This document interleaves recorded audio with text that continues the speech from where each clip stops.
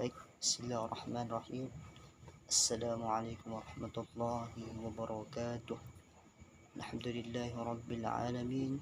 Wassalatu wassalamu ala asrafil anbiya'i wal mursalin Sayyidina Muhammad wa ala alihi wa sahbihi ajma'in, amma ba'd. Puji syukur kehadirat Allah subhanahu wa ta'ala karena kita masih diberi kesehatan, kesempatan untuk masih bisa bersama-sama melaksanakan tugas kami, yaitu atau amanah kami dari dosen kami, yaitu Bapak Zulkifli Surahman, SPD MPD. Baik, sebelumnya perkenalkan, nama saya Muhammad Rizal Samad dari PAI 3B. Baik, untuk mempersingkat waktu, saya akan memaparkan makalah saya yang berjudul Tindak Pidana Korupsi dalam Peraturan Perundang-undangan di Indonesia. Yang pertama yaitu adalah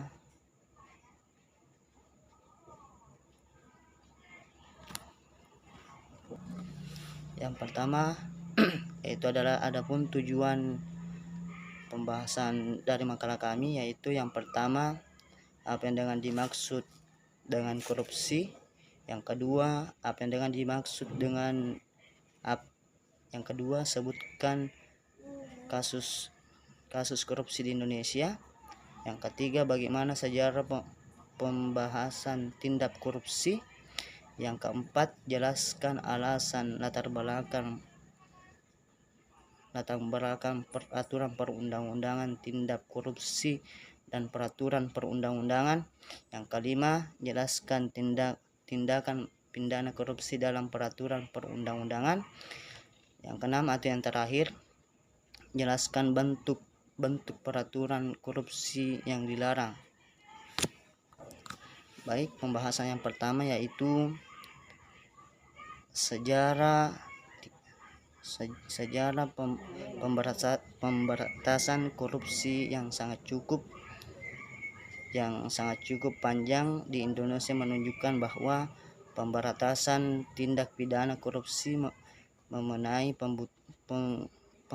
pembuatan peraturan yang ekstra keras dan membutuhkan kemampuan politik yang sangat besar dan sesuai dari pemerintah yang berkuasa.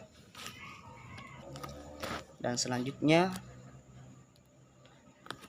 pengertian korupsi. Pengertian korupsi berasal dari bahasa lain corruption atau corruptus.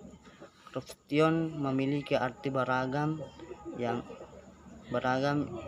tindakan merusak atau menghancurkan. Corruption juga diartikan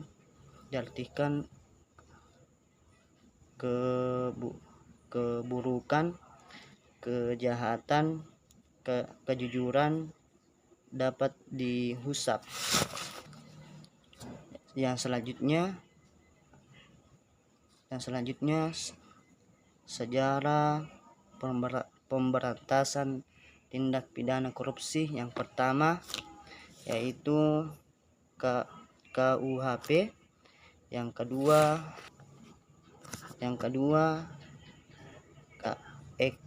KTP, yang ketiga Pedolion,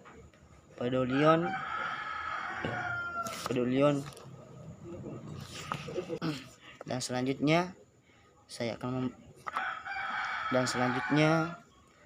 sejarah pemberantasan tindak korupsi, yaitu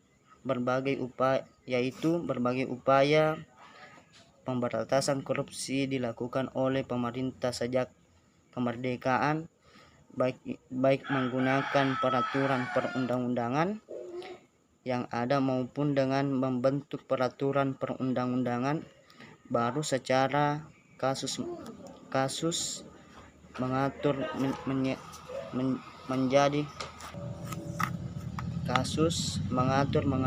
mengenai pembahasan tindak pidana korupsi. Baik, sebagai kesimpulan, korupsi bukanlah tindakan pidana baru perundang-undangan di Indonesia. Istilah pidana korupsi itu saling digunakan sejak diperlakukannya peraturan pemberantasan korupsi dan penguasa. Namun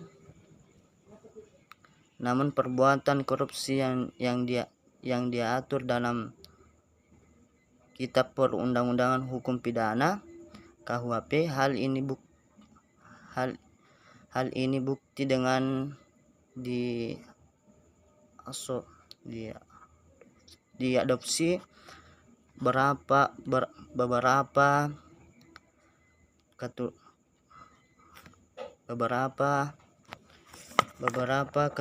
keturunan hukum pidana dalam KUHP menjadi aktif koruptif. Dan mungkin saran saya, diharapkan agar makalah kami ini menjadi pelajaran bagi kita sebagai mahasiswa untuk mencegah terjadinya korupsi di lingkungan kita sendiri. Mungkin cukup sekian dari saya. Apabila ada kesalahan mohon dimaafkan. Wallahu muwaffiq wa yaqum thariq. Assalamualaikum warahmatullahi wabarakatuh.